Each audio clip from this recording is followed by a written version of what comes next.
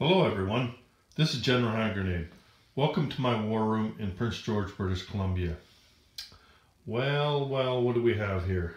Take a look at all this stuff. There is just a pile of stuff on this table. Stuff everywhere. This, if you can't tell already, is all to do with the game Scythe. And it's taken me a while to acquire it all, because I got it from different places on the internet and everything. I've been wanting this game for quite a long time. I've been reading about it, been watching videos on it, and I finally decided, you know what, got a bit of money for Christmas, maybe I'll get myself this here. This is the base game right here. And then as I'm starting to look at more and more while I'm waiting for the game to get here, because I'd ordered it on the internet, right? I'm thinking, well, geez, you know, I should probably get, you know, like one of the expansion sets. So there's the first expansion set that came out. And then, well, if I'm going to get one, I might as well get the other one, right? So then I got the other one. And then, well, if I'm going to get those two, I might as well get the last one, right? So then I got the last one. And then, you know, I just kept watching more and more videos. And then there was this here.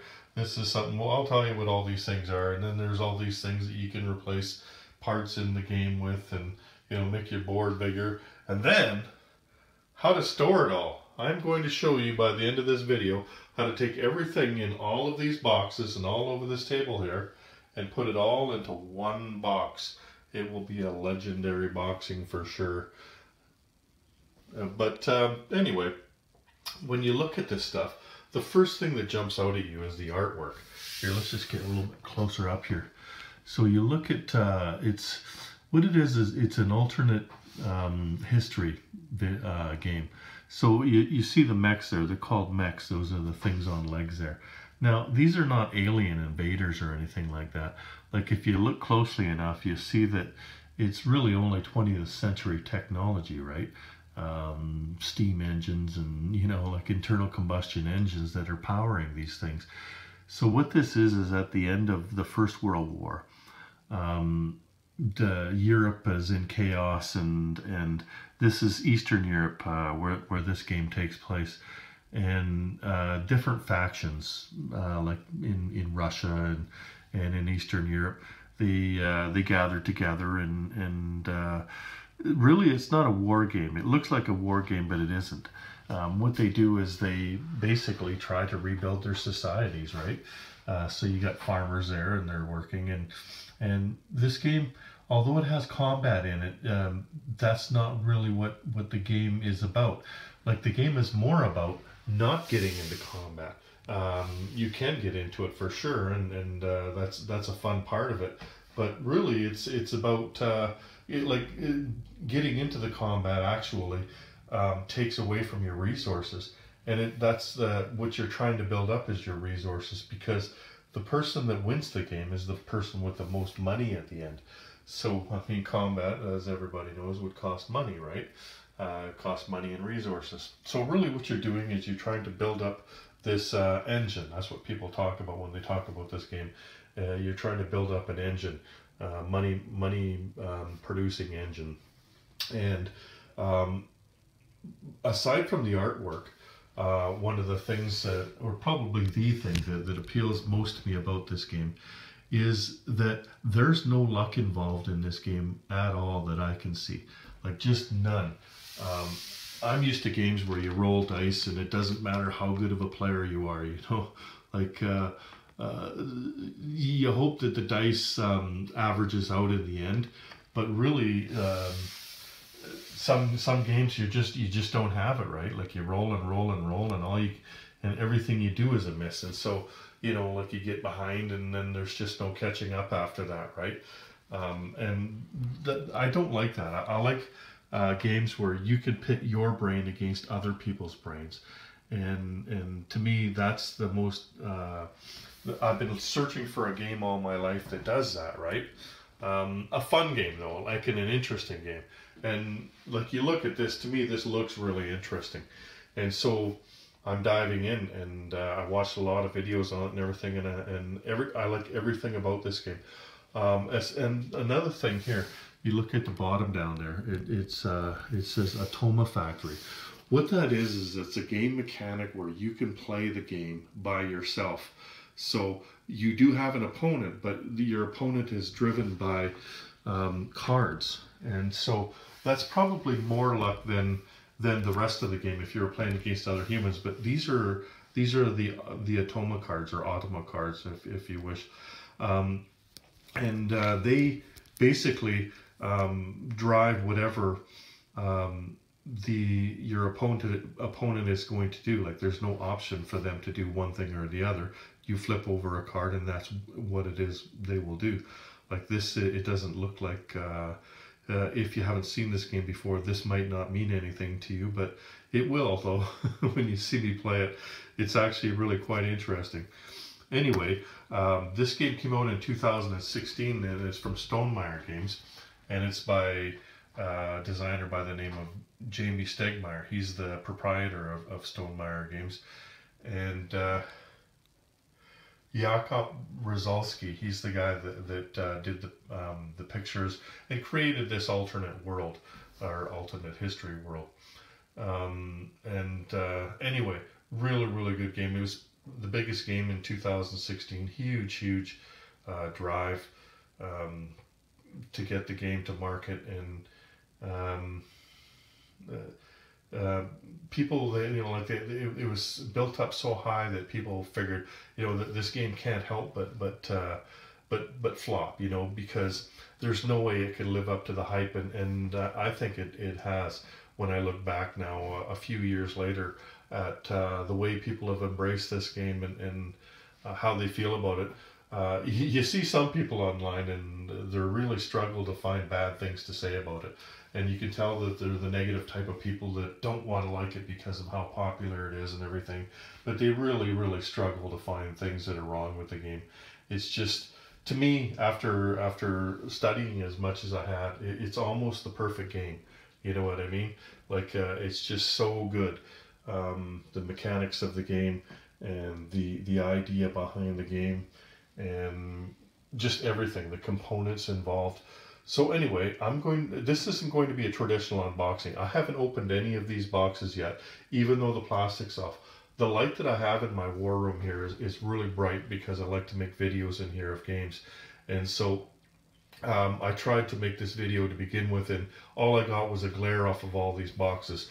So I've taken the plastic off, and this isn't going to be a traditional unboxing because these components have been out for a few years now, and most people have already seen them. So I'm not just going to reveal one item after another. I'm going to start with this box here, and I'm going to take the stuff out and show you what's in there. So I'll just pause this for a moment. Okay, so I've got the map out here, and I wanted to step back a little bit just to show you how big the map is. It's quite big for just a regular game, right? It's not as big as the games I usually play on. Like this table here is 4x8. That's the size of the game that I normally play. So this is a little small for me, right? But it's plenty big for what you need. Like if you were playing this at a kitchen table or something like that, this would take up most of the table. Now there's another type of what is it, neoprene, I think, map that you can get, which is a bit bigger than this one. And so these hexes here would be a little bit bigger and everything. So let's just, actually, you know what, I'm going to put the other map together first. So this, on one side, you get the regular map, right? Now you look over here, this is something else you can purchase. I purchased all these other stuff. They're aftermarket purchases. So you can buy this, and then what you do is you just flip this sucker over. Here, let me set this camera down for a second.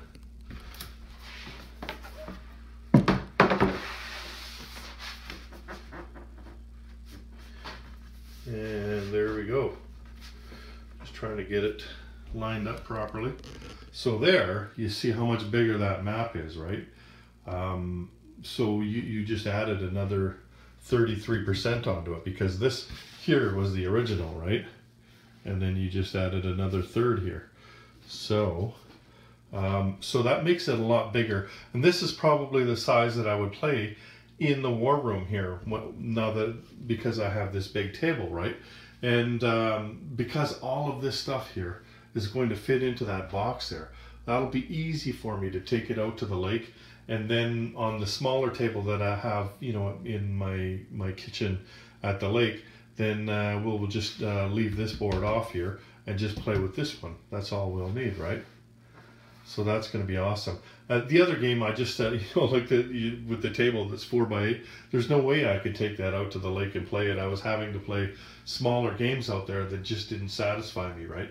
But this game is a really good game, and you can play it just as well on the smaller board as you can on the larger board. I think the larger board would be great if you had 4 or 5 players or more. Like this is a 5-player game normally, just with the out of box. You get 5 factions in there, and then with the invaders from afar, you get 2 more factions, and they're already on the board. Like this is one of the new factions here, and I think this is the other one. I can't remember. I'll have to take a look anyway. But anyway, these are all your different faction symbols. So let's take a look at what your factions are. I'm just going to set that down here. Let's flip this up a bit. There we go. Okay, so taking these things out. Of course, we want to see these first. Like I said, it's not a traditional unboxing. So this is how it gets shipped to you, just like that. And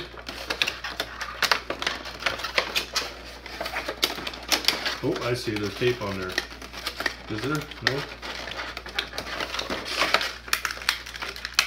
Huh.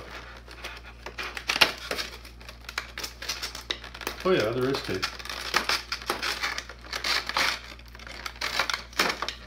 There we go. Get rid of that tape. Never going to use that again. Alrighty.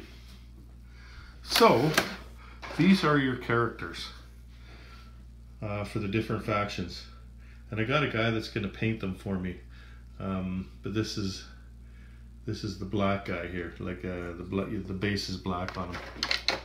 So each one has a hero, and the hero has an animal. And they all have names and everything, and you'll see what those are a little bit later. But there's a Russian woman there, and a tiger. And who's this guy? Okay, so I think this is the Nordic guy here. And he's riding what looks like a musk ox or something. And here's another girl, but with a bear. They're pretty nice miniatures. Really nice, actually. And here's one with an eagle. So that's pretty cool. And you can see the different colored bases that they have, right? So all the mechs in here are different.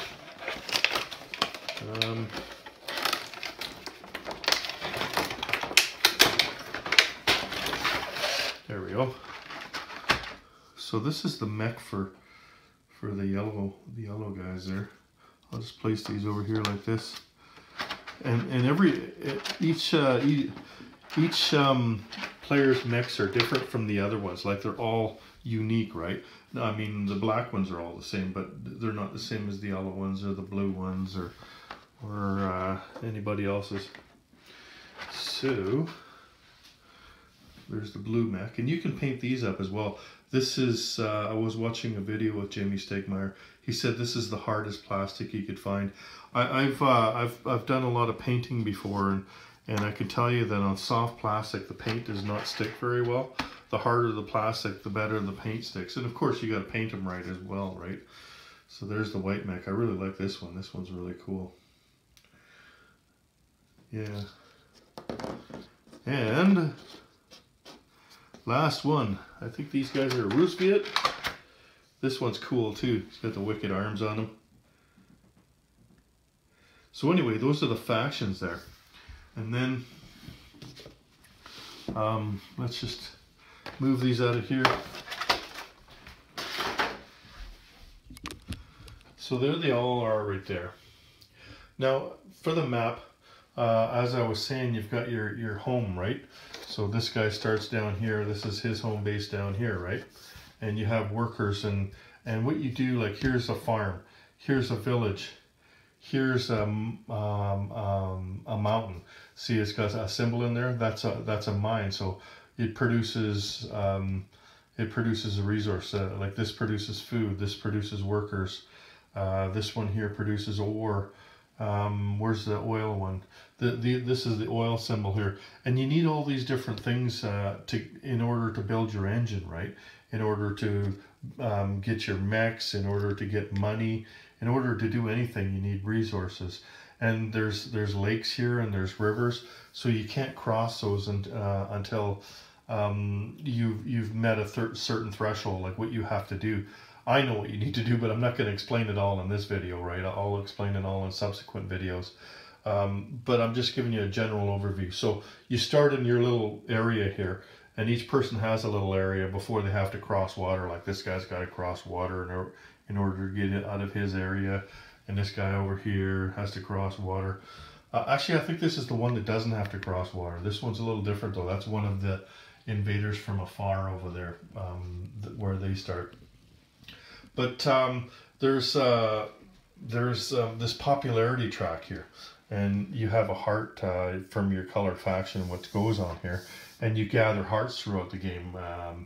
That's just another one of your resources. And then, like, if one of your mechs or one of your leaders kills a worker, then your popularity goes down because all the farmers don't like that if you start killing farmers, right?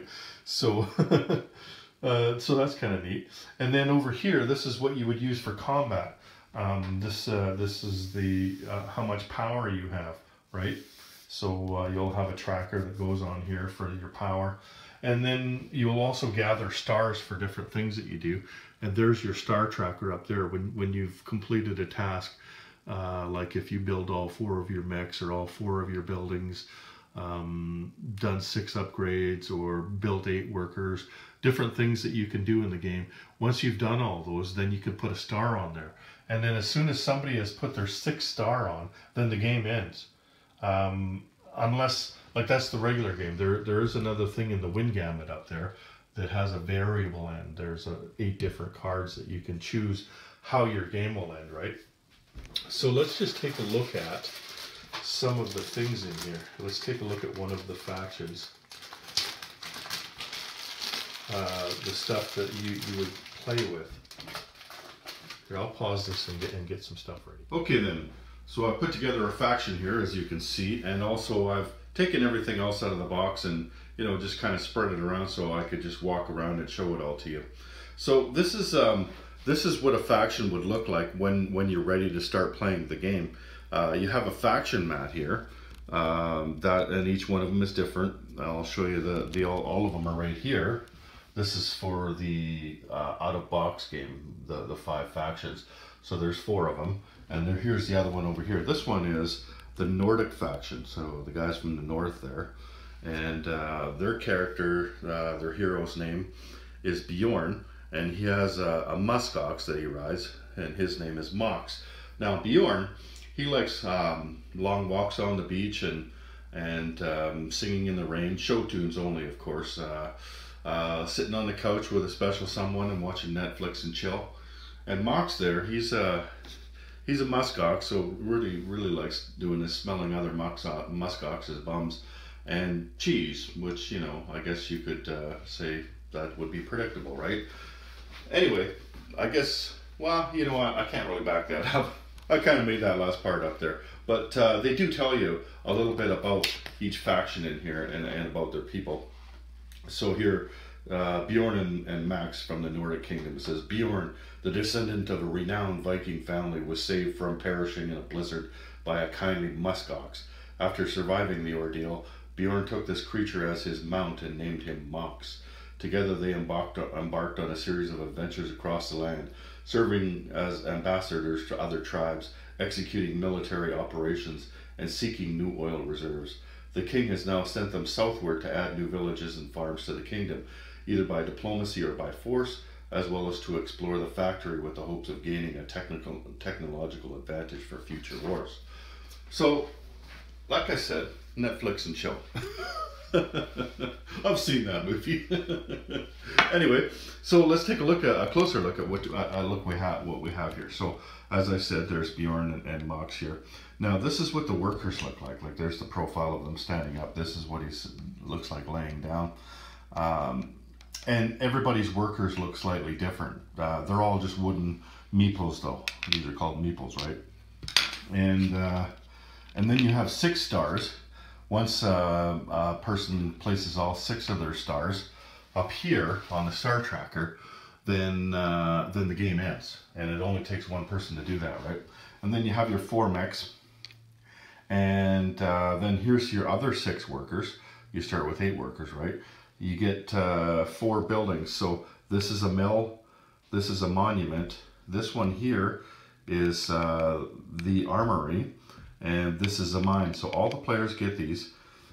And then you've got little squares here, and I'm not going to get into the gameplay, but basically what you want to do is move these squares from the top to the bottom, and what that'll do is make things cheaper or easier to acquire. It's really quite ingenious how they do that. And then they have this thing here. This is just tells you what you're allowed to, or what you're going to do, because you can only do 1 of these things on a turn, right? So you can choose this one, or you can choose this one. Now, they have upgrades for all of these things, and that's another thing I wanted to show you was the upgrades, right? So, the workers, you could get a whole set of the workers, like that's all 7 factions. That's the 5 factions from the other box game, plus the invaders from afar. And you could get those, but it costed like $65. And then, you know, for me, that's 65 American, so I got to pay Canadian. So that's getting closer to $100, and then with the delivery charge, that's probably over $100 just to get the workers. And you know, like that's not going to make my game any better or any funner or anything. They're still, they don't look exactly like workers or anything. They still look like meeples. It's just that they're painted a little nicer. That's all. You can also get buildings, and the buildings look a little nicer. They look a little closer to what a building should look like. And I think those were 21 bucks. You could have bought those. So, you know, I almost bought those, but I didn't. But the one thing that I did upgrade was this thing, because this thing you use every turn, right? This is the piece of the game piece that you're going to use the most in the entire game. So I bought a set of these. Now this one's for the Nordic faction, right?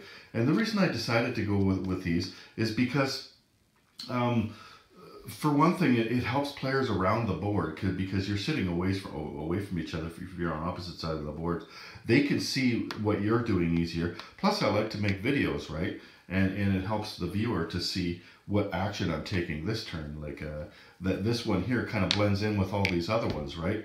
Whereas this one stands out. Plus, it's got the faction symbol on the end of it, and you get the set of 7 of them, right?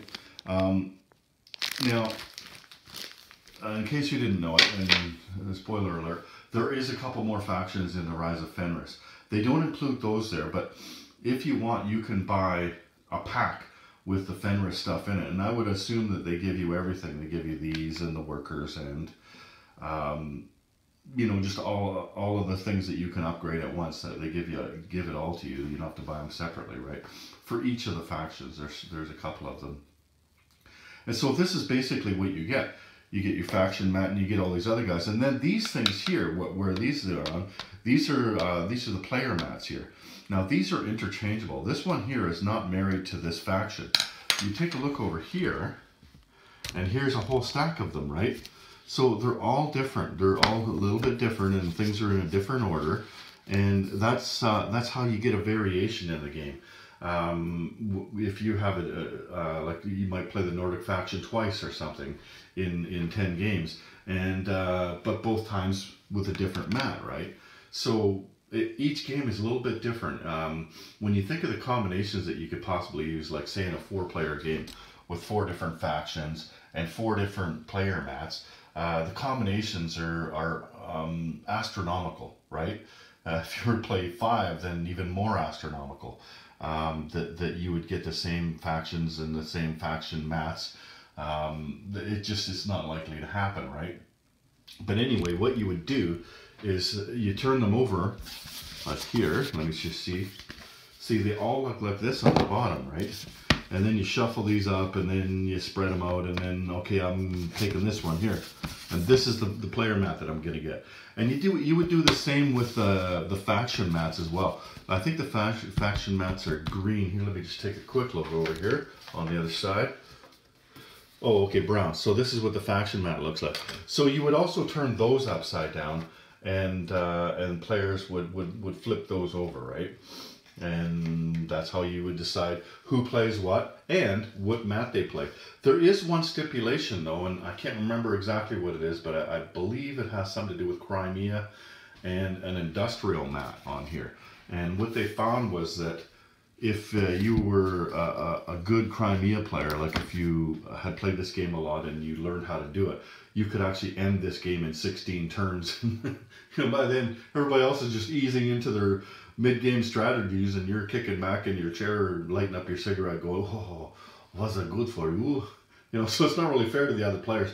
So they've made a stipulation that Crimea could not play with one of these mats. And when we do get into gameplay, I'll let you know what that is. I'm pretty sure I know, but I don't want to say the wrong thing. But there is that stipulation.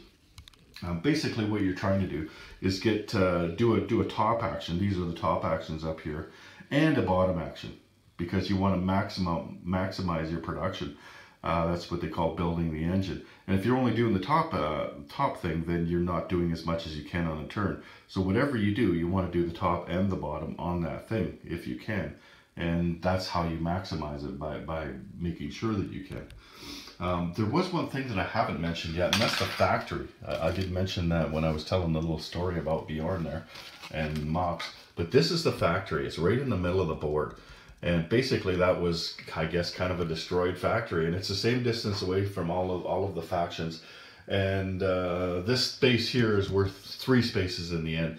There's a lot that comes with that. One of the things is you get, if you get your leader out there, then you get one of these factory cards over here. And these factory cards are these big cards over here. So you take a look at them.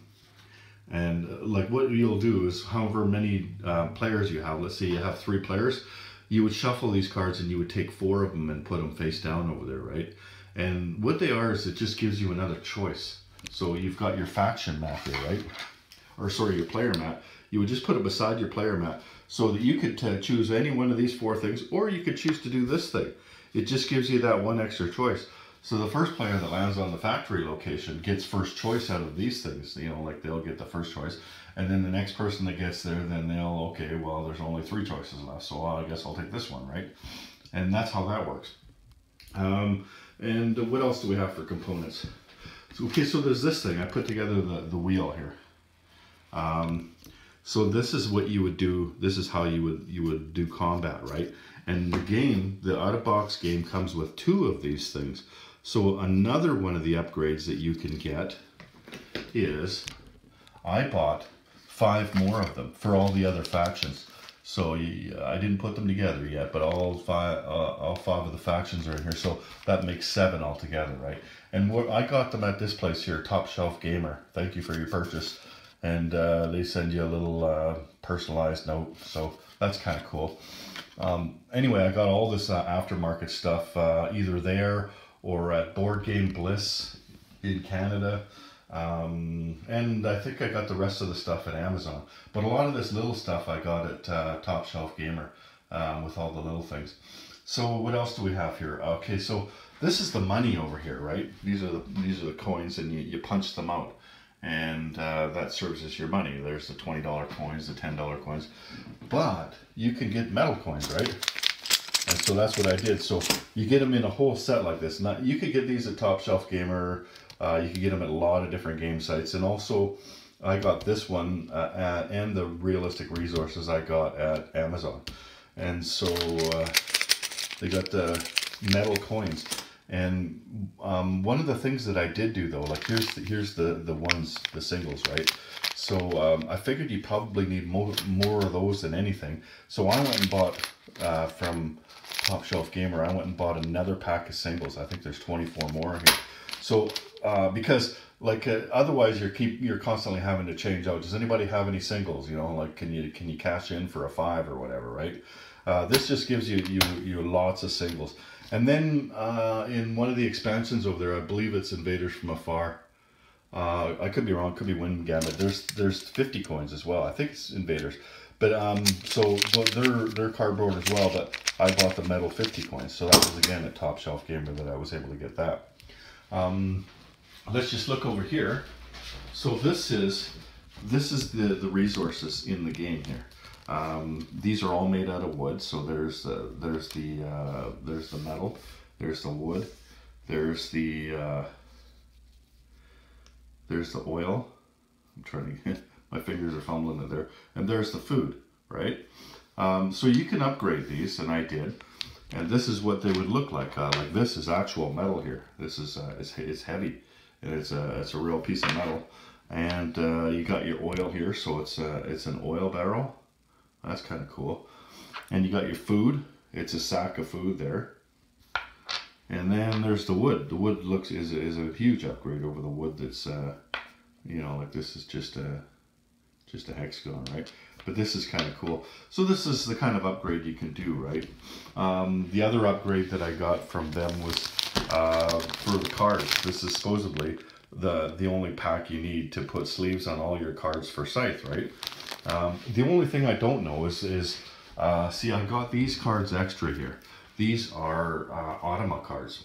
And I got 2 extra Automa decks. So I could actually play a 4-player game just by myself, because you also get a pack of Automa cards, and these are the Automa cards that you get in the deck, right? But with 4 packs of them, or 3 packs of them, I could actually play 3 Automa in a game, whether I'm playing by myself or whether I'm playing with somebody else, right? So I was able to get those. And the last thing I believe I upgraded was, you see these things here, these are the encounter tokens. You punch these out of the boards as well. I'm not going to bother punching the boards out. Anyway, so you find these around the map here, like here's an encounter. Here's an encounter over here. There's one up there. So you land on that space there, and with your character, like with your hero here, and then you get to flip over an encounter card. And here's the encounter cards over here, right? And it just gives you 3 choices of what to do there, right? And again, a lot of beautiful artwork in there, but it gives you 3 choices. So keeping up with the theme of this game not being luck, you could say, well, it was the luck of the cards that you drew it that way. But really, I mean, even when you do draw the right card, there's still 3 choices. You still have to make the right choice for your game, for what your faction is, and for what they're doing, what strategy they're employing in that game, right? In order to maximize it, because you might have a good strategy or a good pick, but there might be an even better pick, and that's the whole thing about this game, is to try to maximize everything so that you're doing the optimal thing in what you're doing, right? And so those encounters are pretty interesting, right? So the last thing that I upgraded was I got these encounters. Let me just put one on the board here. Where's the, okay, there it is there. Okay, so here. Now, I live in the north, like up in the great north woods of northern British Columbia. And so, you know, when we get together, friends and neighbors and stuff like that, quite often it's around a campfire, right? And that's what this is. So our encounters were around campfires, and I just thought that's really cool, you know. That's where I should have my encounters in this game, is around the campfire. And so what happens is you go there, and then once one person has drawn an encounter card from this space, then you would take this off the board, and that would no longer be an encounter space anymore, right? So it's only active as long as the encounter token is on there, right? So there's those, and these are cards, like these are mission cards. You get 2 of these at the start of the game, and randomly, like you shuffle them up and you get them randomly, right? And if you can do whatever it says on there, the mission, it says, like here, let me just pick one here. Build at least 3 structures, have at least 7 popularity, and 0 mechs. So if you can achieve that, then you get a star for that, right? I think, or, well, you get something anyway. Anyway, so there's lots of different ways to get points and everything in this game. These things over here, these are your structures. Like you pick one of these in a game, like you shuffle these up and pick one. So depending on where your structures are, if you built a structure beside a tunnel, then and you did that once, you would get 2 points at the end of the game. If you did it 4 times, then you'd get 6 points at the end of the game for that, right? And each one of these is different. So structure on top of, you know, like each one of them is different, right? Structure by a lake. So those are random. So there's a lot of random elements to this game. And based upon how that is all set up and what you are and who you're playing against and what mats you're all using, that is how you try to maximize, you know, like by using that information, you try to maximize your production on this board over here. I'll just say a word about combat though. Let me just move this stuff out of the way here. So how combat works is you've got your power here, and let me just use this token because I don't have anybody else's taken out. Somebody else would have a token like this but a different color. So let's say Bjorn wants to attack somebody and he's got 9 power and this person here has 4 power. Now you'd also want to be using combat cards, right? So you'd have these in your hand and they're worth either 2, 3, 4, or 5. And so there's no dice that's rolled in it. Combat really isn't about luck either. So what you do is you've got your wheel here, right? And the wheel goes up to 7, and that's why number 7's got a circle around it here, because you bet on the combat, basically, for lack of a better term, way to put it, is you bet on or you wager, or you commit this many resources. Let's say you want to commit 5 resources and a card worth 3. Well, now your combat is worth, or no, that's worth 5. So 5 and 5, so you've got 10. So this guy, you beat him because even if he had a 5 card to play, he could only play a maximum of 4, right? And so 9. So that's how you would do that. You would only put 5 here. You don't need to put 7 and a 5 card because that's 12. There's no way he could make it to 12, right? Tie goes to the offense, to the person, the attacker, not the defender. So you just need to be able to guess what kind of cards this person has and set yourself up to tie that person that you're attacking. And you can only attack with either mechs or with your hero. And if you attack a space with a worker, you also kill the worker, but then your popularity goes down. And that matters because that's how you multiply your points. Like you see, these are the points at the end, your stars, your structures, and your resources. So you multiply them by 3, 2, and 1, or 4, 3, and 2, or 5, 4, and 3, depending on where your heart is, right? So if your popularity is way down because you've been a naughty guy all game, then you know then you're not going to get as many points in the end, right? So that's why combat isn't the main part of this game. Really, what you want to do is you want to be strong. But you want to be strong so that nobody messes with you, right? You want to make it so that they would have to commit all of their resources just to attack you, and then that leaves them weak. Like they still have the option; they always have the option to attack you, but you don't want to make it easy for them, right? Because then somebody else can attack them because now their power is low. Because once you've spent the 7 power here, then you go back down, or let's say you spent 5 power, like I said, then you go down to 5, and if this guy spent all of his, then he went down to 0. Now this is how much power they have, right? So then they become vulnerable to other people. And that's why I say, like, if you have your power up here somewhere, and you've got a handful of cards, don't tell anybody what your cards are. They don't know that you don't have 5s or that you don't have 4s, right? So then they don't know whether or not they should attack you, right? That's what you're trying to do, is you're trying to deter them. Make them want to go out, if they really want combat, make them want to go after the other guy because that guy looks weaker than what you do, right? But, you know, like it can be worth it. Like if they've got a place that has a ton of resources on it, a hex with a lot of resources, and you don't have to kill 10 workers to get, or 5 workers to get it, then, you know, maybe it's worth it, right? Maybe that is worth it going after that. But it's not like you kill that mech forever. It just comes back off the board and then it can go back on again. So it's really not that much of a penalty to them. It's almost more of a penalty to you because you committed a great chunk of your resources just attacking that guy. So combat is a part of the game, but it's not the most important part. The most important part is deciding when it's worth it for you to do that. Anyway, so I'm going to clean all this stuff up, and we're going to get into the expansions. There's a lot more I could say about just the out of box, but I think I've shown you everything that I have here, and that's really all I wanted to do. I'll just show you here. This is where the other factions are here. They're still in bags, and they give you these things here.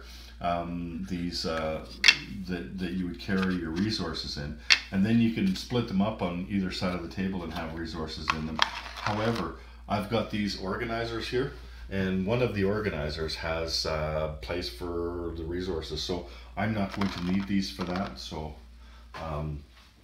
but anyway, those are in the box. I'll be back and we'll check out the invaders from afar next.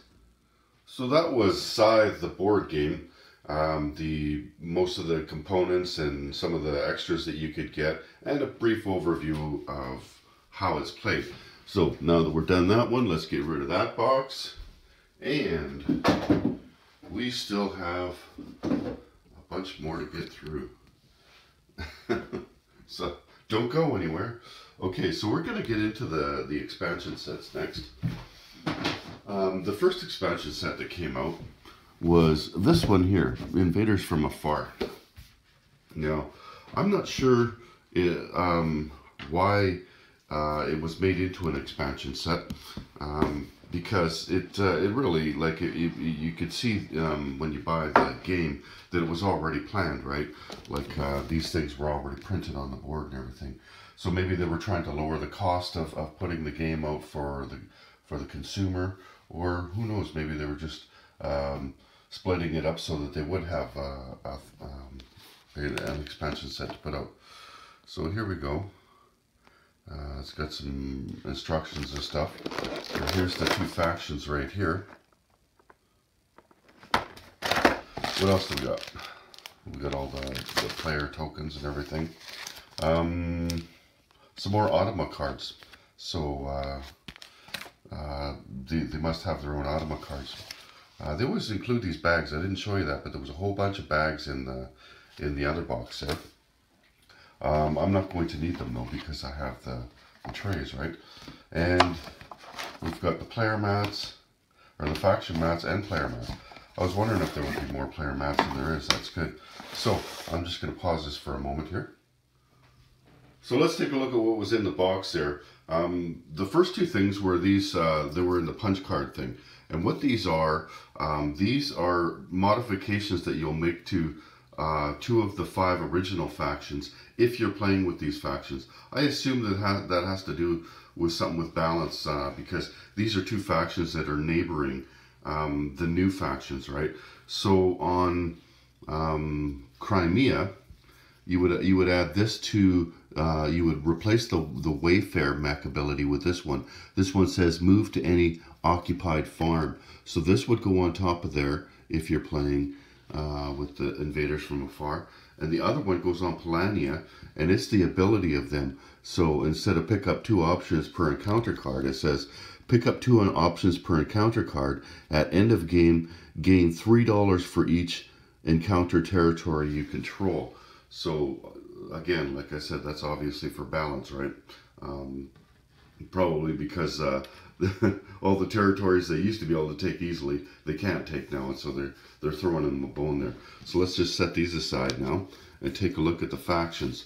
First of all, we have Connor and Max, and they're from Clan Albion, and they're the green guys.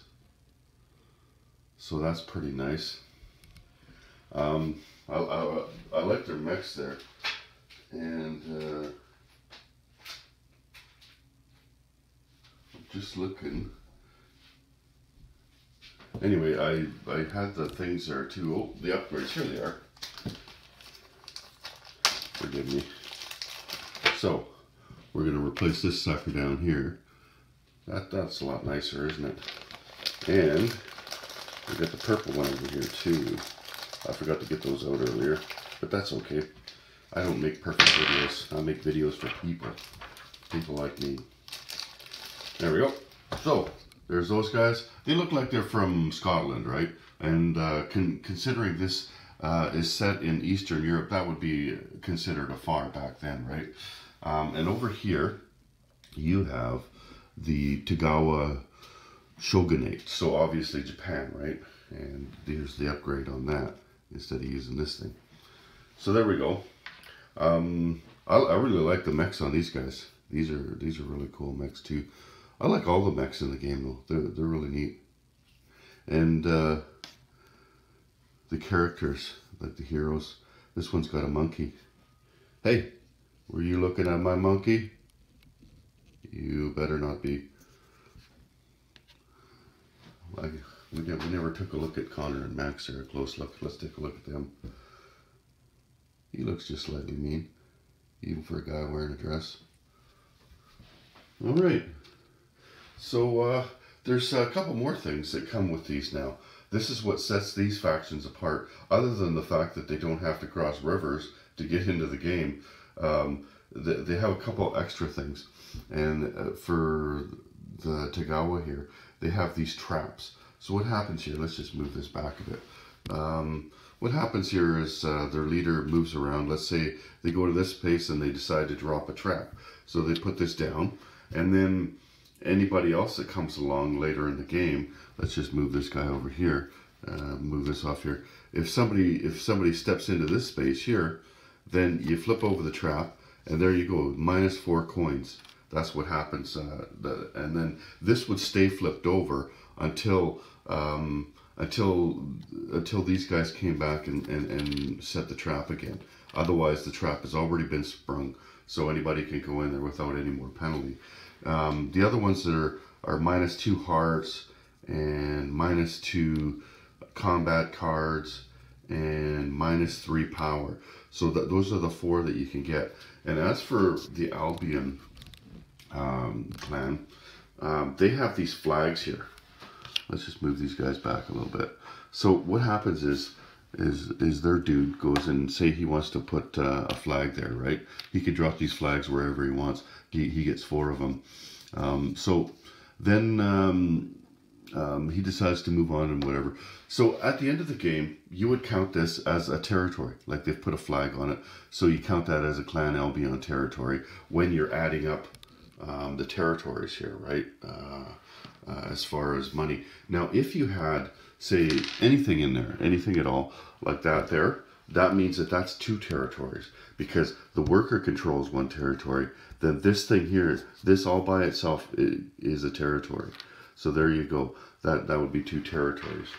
And I think also, these also count as a territory at the end of the game.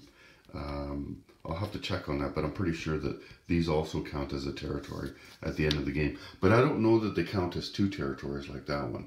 We'll see. Anyway, so that is all of the Invaders from Afar set. Really all it is just adding 2 factions. Oh, except for these cards here. So they didn't add any new cards. All they did was tell you what the rule changes would be if you were using the Invaders from Afar with the Automa. Okay. Anyway, let's get to the Wind Gambit next. Okay, so it's time for the Wind Gambit. Let's just set the camera down and just go grab that.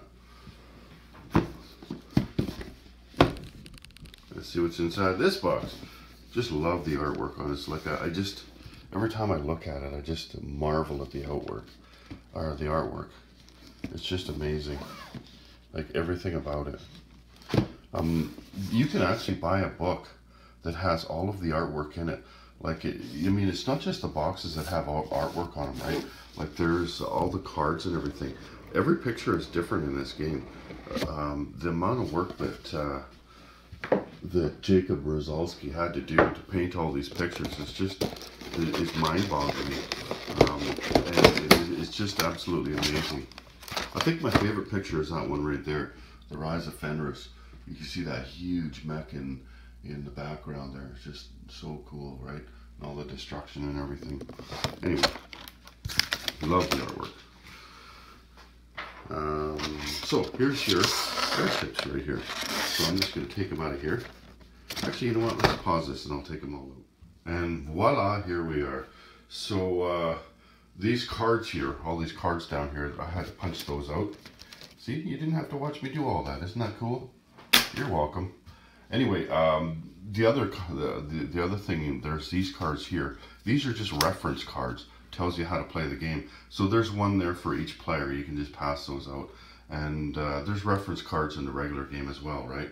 So then anytime somebody's wondering, how do I do that? And they just look on your card, you know? That's all they have to do. So let's just take a closer look at these ships here. These are really quite cool. One of the things that's going to be neat about them, I mean, the game is a beautiful game already, just to look at. But these things here, what they'll do, as far as the aesthetics of the game, is it'll bring the board to life. I play a World War II game. It's like Axis and Allies, and I have these. They're acrylic. I have flight stands kind of like this, and so the planes are flying above the board, and it really brings the board alive. It makes it feel like there's some depth to the game, right? It's just a better feel that you get while you're playing the game. It adds to your enjoyment. You wouldn't think so. I mean, the rules are the rules, right? But it does. It adds to the enjoyment of playing the game. And this is going to have the same effect, having these airships flying above the workers and above the mechs and the heroes. And it's just going to be really, really cool. So how do these things work? Well, they're not for combat. They're for transporting things, right? So what you'll do, there's these two decks here, right? And so what you'll do is you'll shuffle them up, and then you'll pick two cards. I'm not going to bother shuffling them. So you flip the cards over, and one's passive and one is aggressive. And so now what they recommend is that you only flip two cards over, and then everybody's mechs have these two abilities here. So here, like the mechs will all move 3 spaces, and they will all carry 3 resources, right? You could have flipped over a card that said that they carry workers instead. So these, if you played a game like this, they wouldn't be able to carry workers, right? So this one says Espionage. Before you engage in combat on your airship's territory, you may pay 1, 2, 3 resources from your airship to draw 1, 2, 3 combat cards, and or you may pay 2 resources from your airship to play +1 combat card. So there you go. That everybody would get this ability. Now you could deal the cards out to everybody so that everybody has their own. But the problem with that is trying to remember what everybody's cards are, right? Like, geez, what does that guy's airship do? I don't know. You know, next thing you know, he's you got your arm stuck behind your back and your face pushed in the mud, right? So that's why they recommend that you only have common cards for everybody. So that would be the aggressive card. This would be the passive card. So this is Safe Haven. If your airship's territory is unoccupied by opponents, you control the territory and your units may retreat here from anywhere. So normally these things don't control a territory. Like when you go and sit your airship on a territory, that does not control that territory. They're above the territory. And in fact, you could go to a territory that somebody else owns. Like here's one of Tagawa's workers there, and the black airship has gone there. The workers aren't scared off by the airships because they know that the airships aren't aggressive, that they don't shoot or anything. So the airships are just floating over top of the workers. They don't care. Same with the mechs and everything, right? But they're not able to take over the territory. Like when you're counting up territories at the end of the game, this would without the worker on here, this would not be a black territory, right? And the same like here. Let's just take a look back here. So this territory here, the purple faction there has that territory. But if you were to put the worker up into the airship there, so the airship could transport it, now nobody owns this territory here because there's nobody on the ground there. The worker is in the airship itself, right? And you've seen there that card that I showed you said they could carry 3 resources. Well, what you would do is you would put your 3 resources up here, and you would carry them wherever you wanted. You could just hang on to them up there if you wanted to, I suppose. But you can carry them wherever you want, and you can use them up there too. you can use them to buy whatever, right?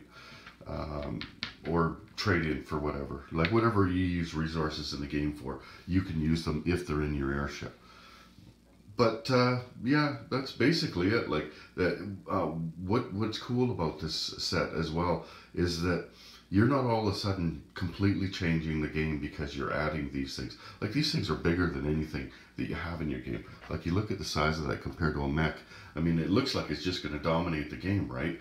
But it doesn't. They're just basically for transport purposes. And it depends on the cards that you pull, right? Like they could have a little bit more to do with it. But so you're not going to have to relearn the game or create vastly different strategies or anything like that. They're just there to enhance the game. So obviously they could fly over lakes and rivers or on top of lakes or rivers as well, right? So that's one thing that will maybe be the biggest change in the game, is that if you have your airship, then you could just fly over the river at the beginning of the game. You're not having to wait to get that river walk mech out, right? So anyway, there is one more thing to do with this. Like it's not just airships that's in the box. There's one more mechanic, and it's a really, really cool one. So it's these cards here, and they're not really cards. They're actually tiles, right? Like they're quite thick. And what it is it's for a variable ending of the game. Now, the game always ends when one player gets 4 stars, right?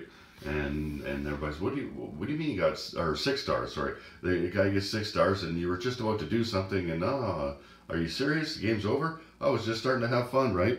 Well, these things here, you can shuffle them up, and then like just pick one out, and that will be how the game ends. Like let's pick this one, King of the Hill. The first time each player controls the factory at the beginning of their turn, they place a star on this resolution tile. Maximum 1 star per player. After a player places their 6th star and completes their turn, no more stars may be placed on this resolution tile. Play continues until each player has a star on this resolution tile, takes one final turn, and then the game ends. So it's a different ending to the game each time. You can either, like I said, shuffle them up and pick one at random, like so that you can't see it, or you could get to know these, like all the players know what these cards are, and say, yeah, let's play that one. And so you can agree on one of them. Let's end it on this one here, right? That would be a good way to end the game. And also, like it just adds more variability to your game, right? So that that one mechanic is changed in your game. It kind of adds a bit of spice to the game. If you've been playing this, say you've played it 20 times already, and it ends the same way every time somebody gets 6 stars. Well, let's just play one of these, then it's a different end of the game. So at the end, when you get near the end of the game, you're gonna have to, okay, what was that thing again? You better read that again, right? Oh geez, that guy's getting close. Maybe I better start doing something here that to finish this off, right? Because you're playing for the end of the game, and for the victory conditions, you're not playing just to have fun. You need to work towards those victory conditions. So anyway, that, for all intents and purposes, is the Wind Gamut, and it looks really cool. Even if you don't want to play with the airships in the game, this is something you might want to do, is pick one of those cards out and play with those. But the airships, they do look cool. So what's next? Should we do encounters next, or do the Rise of Fenris? Let's do encounters next, and then we'll get to the Rise of Fenris. Even though I think Fenris came out before the other one. I'll be right back. One last thing I'd like to mention, I wanted to mention it there and I forgot, was I appreciate the fact that they put extra stuff in there. Like this here, this is a stand for one of the airships, and there's a whole extra one in there, because these things, they're not unbreakable, right? And what a pain in the ass that would be if you had to wait until you could get another one shipped to you, right? And the other thing that they had extra in was these little buttons here. This is a 2-part button that goes on either side. So there was an extra one that came in the regular game, and plus I got extra ones when I bought the extra things. I don't know if I showed you those. But yeah, I got a whole bunch of them, right? Like I got one for all the factions. But anyway, so now I've got 3 extra buttons of these. So that's great, and I appreciate that. That just it shows that they're thinking, you know. Like I don't like it when games try to cheap out on things, right? So here we go. This is, ooh, look at that one. Guy's wearing stilts. That's kind of cool. Anyway, what this is, Siphoned Counters. So these are obviously encounter cards, right? Let me just open the box here. At some point in time, Jamie Stegmaier from Stonemaier Games said to players, as the game was getting really popular, what I want you guys to do is make up your own cards, make up your own encounter cards, and then we'll put them into a deck, right? We'll make a separate deck out of them. Hang on. Let's just do this. Here, let me pause this. Okay, so I got the plastic off there. So anyway, Jamie put out a call. He said, want you guys to make up your own encounter cards, and then we will make encounter cards out of them. So that's what these are. One of the things that I've heard online, though, is that some of these cards are really powerful. People kind of, you know, like, well, if I get an encounter, you know, I'd do this, right? And it really can turn a game on its ear, you know, like turn a game around, because the card is so powerful. And I don't know which ones they're talking about or anything, but some of them, I guess, are really quite powerful. So this is you guys that sent these suggestions in. Again, all original artwork. Every card is original artwork. One of the really neat things is like the normal settings that you get, like, you know, just normal people and everything, and then the industrial steampunk, you know, contrast that is put in there somehow, right? Like every card has that. Every card has some nice, beautiful setting, and then some, you know, some mech of some kind. Well, I don't see a mech on that one, but anyway, must be a different kind of encounter. Take a moment to strategize. Okay, so yeah, really, really cool. These people are just enjoying a nice cup of tea. There's a big mech in the background. Could you imagine getting used to something like that? Living in a world where this was normal. That would be kind of weird. Anyway, so that's what this is, and there's not much point in spending a whole lot of time on this. Just be aware that if you're going to play with these cards, that some of them are quite powerful, and you may not want to play with them every game. Maybe you do. It's up to you. Just shuffle them in with the other ones, or use them instead of. You know, like you don't even have to shuffle them in. So next thing, we've only got one box left. Guess which one that is? So Scythe, the Rise of Fenris. Now this is the pièce de résistance. It's like everything you learned about playing Scythe. Everything, all the games you played, all the skills you've learned, honing it down to where you can get it down to 28 turns instead of 29 turns, where you can get out, you know, like all the skills that you can put together. We're all working towards this one game right here, or this one expansion set. The other stuff was elementary school, and this is your your final exam to get out of high school right here. Is this game right here? Now I'm not going to tell you what's inside of this thing, because I'll tell you basically what it is. But what they want you to do is they want you to discover this as you're playing it. Like they don't want you to look through the box when you buy it. They just want you to take out the book and read the first page of the book. Here, let me just show you that, okay?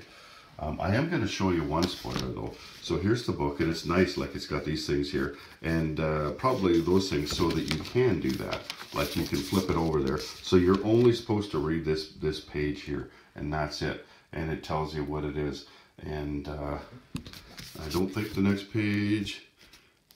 Yeah, so the next page starts to tell you how to start winning it and everything. Like you can read that page as well, but it's not going to give you any spoilers. So basically what happens in this is that you play 8 different games, And there will be elements that are thrown at you in all 8 of these games. And there's a story, like there's a running story that goes along with it. So you read that out to the players, and then you play the first game, and then you read something more, and it kind of like a Dungeons and Dragons feel, right?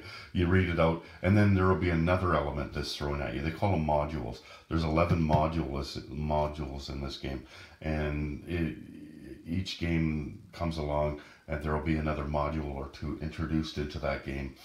And by the end of the 8th game, that's when you choose a winner for this.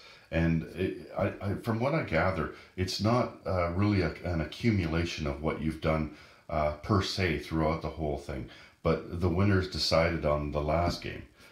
It's not, like it's not like you could build up so many points that after the 7th game that there's no point in playing the 8th game. You know what I mean? Like something carries over on, and I don't know what. You're not supposed to know, but something carries over. But still, everybody still has a chance to win the 8th game and basically win the whole thing, right? So I have looked inside, obviously, to get the book out. And what happens, what you see in there is just a bunch of boxes inside with numbers on them. Or numbers or letters, I can't remember. And then they'll tell you, take out box number 3, you know what I mean? And so you'll take out box number 3, and you'll open it up, and everybody go, whoa, look at that, and then you'll read the little thing, tells you how to use it, and then you'll play that. So the first time you do this, it'll be a surprise to everybody, right? And then after that, it won't be a surprise, so, that's fine, right? But I kind of thought, I don't, that's kind of stupid. I don't want to, I'll just look through the box, right? But then I was thinking about it, it really does sound pretty cool, not to know what's coming next, right?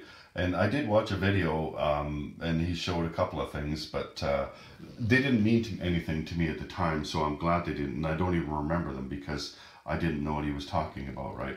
But anyway, the one spoiler that I'm going to give you is this. Now, I don't know if this is 1 module or 2, but this is the Fenris Faction here. Look at the size of that mech there. Just huge, right? And this is the Tetris Faction. Or sorry, the Tesla Faction. So there's their mech there. So there's Tesla. And there's 4 mechs, of course, right? And this is Fenris. I don't think this guy's name is Fenris, though. I think the faction is called Fenris. I think he's got a different name. I'm not sure. I'd have to read through it, right? In fact, I think this guy might be Fenris. I don't know. Whatever. I gotta find out just like everybody else does, right? But you see, this is the size of the mechs from the rest of the game, right? And this is a Fenris mech. He's that big guy you see on the box here. That would be a Fenris mech right there, right? So I'm curious to see how, if they're any different than any of the other mechs. I just don't know. So after you've played this campaign, it's called, then there's 11 modules, right? You've already uncovered all 11 modules, and each one of them are standalone modules. Like you remember back to the Wind Gamut there, where I showed you there was a variable end thing. Well, it's going to be something like that, right? It throws something more into the game, and so you can choose whatever you like. Whatever makes you harder than Chinese algebra when you were playing Scythe, Rise of Fenris. You can say, hey, remember that module? Let's throw that into our regular game. Or maybe 2 or 3 of them, or 4 or 5. You can play with all of them if you want it. You got airships and everything flying around, and you'll have to have good players to do that. Like people that are experienced in the game. I wouldn't throw 8 modules in if you're playing with somebody new, right? They'd just be lost. But the base game is pretty darn easy to figure out. It might take a little longer to learn how to win, but against experienced players. But if none of you were experienced, then it's actually a pretty easy game. Once you get into the hang of it, once you get into the swing of it, it's actually pretty easy. But when you start throwing in more and more modules, it's going to add to the difficulty of it, right? So anyway, I can't wait to get into this. I'm going to have to get some people interested in playing Scythe. Most of the people in my gaming group, we play World War II games, right? You see on the wall over there, there's all the World War II stuff and paraphernalia and everything. There's Larry Harris over there. He's the creator of Axis and Allies. He's standing there with me. You know, so that's the kind of games we're used to, and I'm hoping I can get some people interested in this. If not, I'm going to find some new people and then build up to where we can play the Rise of Fenris. So we've just got, that's the unboxing. Now we've got the boxing left to go, and I'll show you what that's going to look like. Okay, so it's time for the legendary boxing. This was a great idea. I love the idea because, like, you could have put all the stuff that you have back into the box from the original game, right? Maybe for the first expansion set or two. But then when you start getting into Fenris and stuff like that, well, now you're starting to carry multiple boxes around and having multiple boxes taking up shelf space on you here. Whereas this one here, if you look at it, what it is the same size as the regular box, but it's just double the depth. Like this would be the regular box, and this would be the legendary part, right? So it gives you more space. Now, see, that's what my box looks like about in the course of making this video. That's not even all of the stuff. I've got stuff laying around behind me and everything as well, right? Like you could fit all the stuff like that into here, you know, and the airships that are down there in that box and all the stuff that's behind me and everything. But one of the things I did do as well is get these broken token legendary organizers. So I'm going to have to put these together. But you see what they look like, right? They're made out of wood, and they will all fit in. So this one here would fit into this box right here, the regular game, right? If you were to just buy this one, and it's everything that you need for the regular game, the Invaders from Afar, and the Wind Gambit. But if you went beyond that, like I did, then you would need the legendary box in order to fit everything in. So because this one fits in here, of course it also fits in here perfectly, right? It'll fit on the bottom, and then this one here, the legendary organizer, is going to fit on top of this one. So you'll have space for everything. Everything will have its space inside this box here. And the cool thing is that setup will be easy for you, like setup and takedown in your game. Everything's got its place in this box. You can flip it upside down, turn it sideways. It doesn't matter, right? You'll just pull out your module, and you'll see all the stuff laid out, and you'll just put the stuff on that you need. And then of course it's going to have a coin tray, right? And here's the coin tray right here. And then there's also for the resources, a place to put all the resources and everything.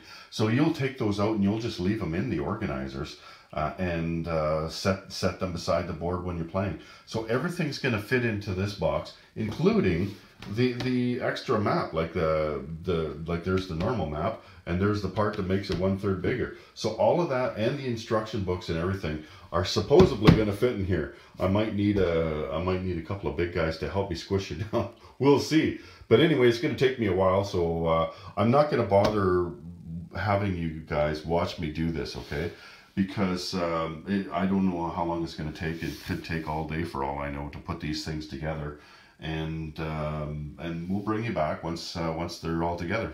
Well, I guess I also could have shown you what was in the box. So these things here, these are just spacers.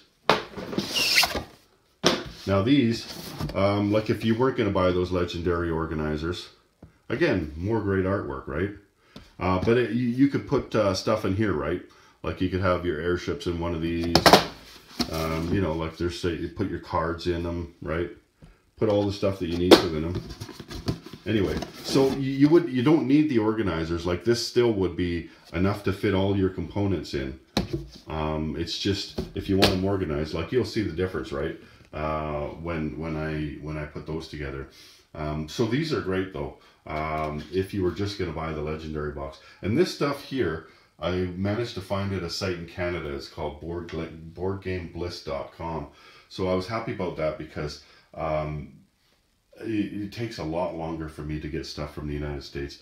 It's like they stop it at the border and play with it for a while or something. Plus, I run the risk every time of having to pay duties on top of it. So I was happy to find one up in Canada. But I've noticed on sites like Top Shelf Gamer over there that you could buy this kind of stuff there. You could buy this stuff on, or actually I couldn't buy this on Amazon. That's why I went there.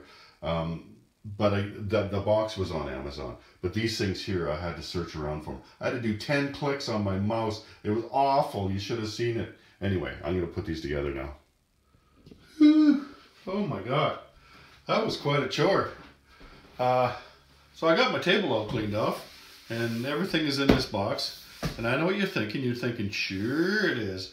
You glued yourself to the table and gave up. And that's an empty box, right? Well, no. So as you can see, the box almost closes. Like there's just a tiny, like you put a card in there. That's about it. So let me just take this out and show you what we're looking at here. So let me just see if I got you in the picture there. Oh yeah, I got lots of room there. Okay, so got all the rule books, including the Fenris rule book. So those are all in the top there, and the map, including the extended map, right? Like the extra third. So there they are. So that all fits in there. Now let's just get a close up here. Look at that. Everything is it's just a beautiful organizer. It's all in there. It's heavy though, I tell you, because this is all wood, right? I mean, it's light wood, but when you put 2 packs of it together, it's wood. One thing though, this thing here, what the hell is this? If you know, please leave a comment in the comment section. You know, they give you instructions, they tell you how to put it together and everything. And then when there's a video that it's called How It Fits, and then it shows you how to put all this stuff in here, right? They don't show you this thing. I'm thinking, oh, okay, well, where's the little thing, you know? So I had to watch the video again, and no little thing. So anyway, those bastards. Okay, so the only thing that I couldn't fit into any of the organizers was one of my Automa decks. If you recall, I have 2 extras. So I was able to put 2 Automa decks in here, but not the third one. And as far as the cards, I did also buy this thing from Top Shelf Gamer, and they give you a card sleeve bundle compatible with Scythe. I was able to do all of the cards except for this Automa deck that I didn't open yet, and there was some sleeves left over, but I'd have to buy more. So it doesn't matter that there was some left over because you buy them in packs of 50, right? So that was almost enough to cover it. The one thing that was here, let me just pull this stuff out and show you. So here's that and that. The only thing I have from Fenris in here, you'll find that there's some empty trays. I just put the factions in there, but I showed you those earlier, right? So I've got my encounter stuff in here. Like where you see empty things, that's where the Fenris stuff is going to go. So I didn't want to show you. So these things have lids on them, right? This is the resources, and you get 2 of these, which is nice because then you can put them on either side of the table and people can reach the resources, right? So that's cool. And then you've got your player mats here, right? So those all fit in here. And then you've got your faction mats, and you see the hole there. That's where this thing was, right in here, right? So you got your faction mats. You probably wonder, okay, there's the Tesla one, and there's the Fenris one. So his name's Rasputin. Spoiler. So that's those ones. Then this thing here, I'm only going to show it to you real quick. It's empty because it says, it actually tells you in there what goes into this box. Like so you don't mess it up, right? So I don't want to show it to you, but suffice it to say it's an empty box right now. So then you have your Fenris tray with your Fenris dial and everything, right? And the big ass mechs. And you have the bank tray. So all your money fits in there. There was a $2 slot there, but I bought an extra 25 single coins, right? So that was great. I was able to have an extra slot to put those single coins in. You could fit a lot more money in here if you wanted to. And then we start getting into the factions.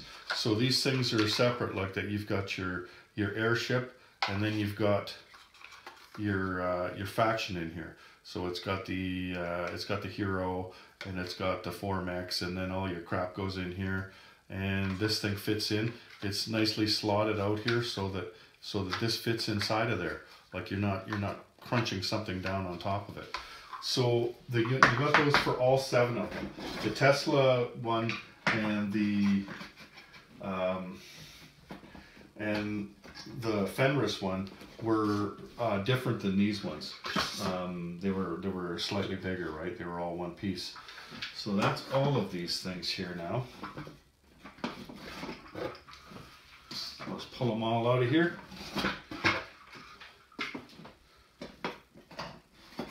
And then I'll take you around for a tour and show them to you. So then we got the card trays. Like I said, the sleeves, I was able to put them all in except for, let me just show you this one first. This is the one for the wind gamut, right? Now these ones here, like this looks the same, this side and this side. But with the sleeves on, these things would not fit in here. But with the sleeves on, they fit in this side. So I needed a space for, this is the encounter cards anyway. So I put the encounter cards in here, and I move, they wanted you to put these cards from the wind gamut into this slot. But I was able to fit them into this other tray over here with the other encounter cards, like with the regular encounter cards. So I switched them around just so that they would fit. But these things I wasn't able to put in sleeves, but they're big tiles, right? Like you could just have a couple of extra sleeves because you're only going to play with 2 of them every game anyway, right? Like you're going to pick 2 of them, and one of the red ones and one of the green ones. And those, everybody's going to use them, right? So if you wanted to, you could have a couple of sleeves extra and then just slip them on there just in case you got friends that like to spill drinks, and I know I do. So this one here was supposed to be for, this is for, it's an empty one for Fenris, but right now I threw my other Automa deck in there. Didn't seem to fit in there, so there we go. So I don't know if I'm going to be able to fit my second Automa deck in this box. So this thing here, I haven't showed you this one yet.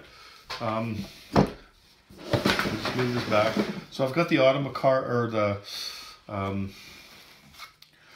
encounter cards here, and then these cards that were supposed to go in the other one, those go in the front here.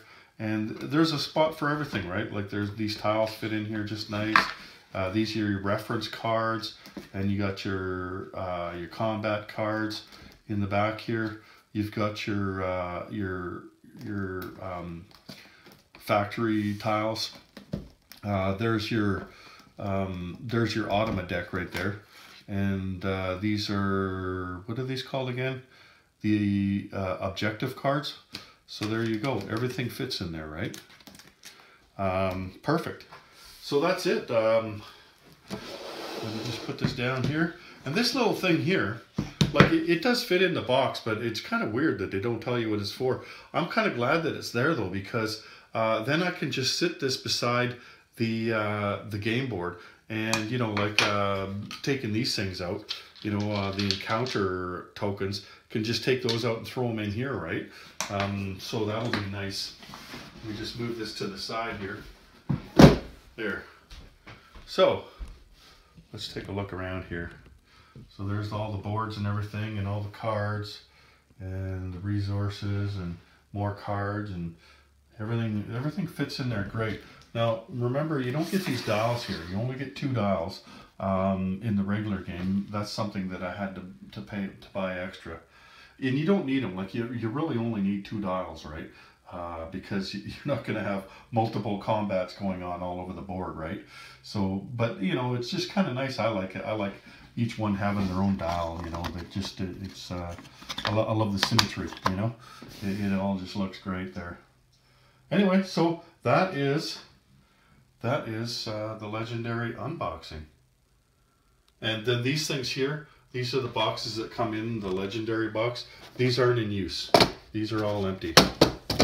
So I don't know what I'm going to do with those. Beautiful artwork on them. So I'm not sure what to do with those.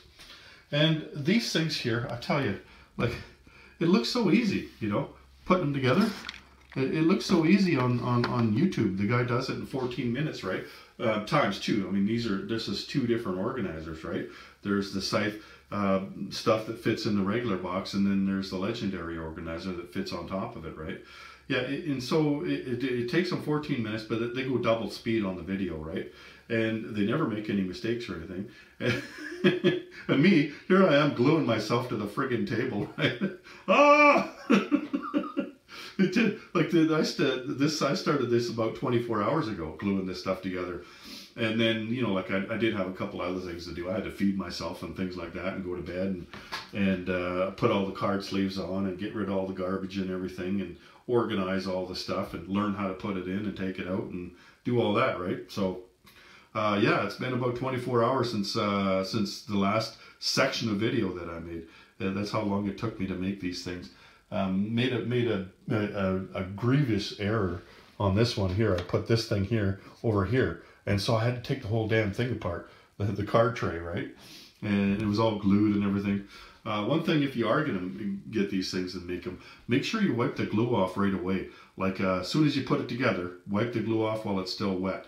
And rather than letting it dry. Like me, the first thing I put together was this thing. And if I took all the cards out, you'd see there's little dabs of glue here and there, like that kind of squished out when you put things together, right? I thought, oh, I'll get that later, right? Well, it's not as easy to get it later once it hardens. It's easier as soon as you put it together, just wipe it off, and like you don't see hardly any glue on any of these things, right? Like they were all glued up and everything. You could see glue all over them, not all over them, but you know, over them. And now there's none. So that's a pro tip for you, or should it be an amateur tip? I don't know. Anyway, I can't wait to play this. You guys want to come over and play me a game now, or what? I'm gonna have to get another group together because my group plays World War II stuff, and I'm gonna have to get them interested in this. Anyway, I appreciate you joining me for this video. I don't know how long it's gonna be. I can only imagine it's gonna be quite a while because there's quite a few sections, but I don't care. I make long videos, and you watch them or you don't watch them. Don't matter to me. I make them for my enjoyment. It's my hobby. So, thanks for joining me, and I hope you enjoyed it. Take care, everyone. General Hand Grenade out.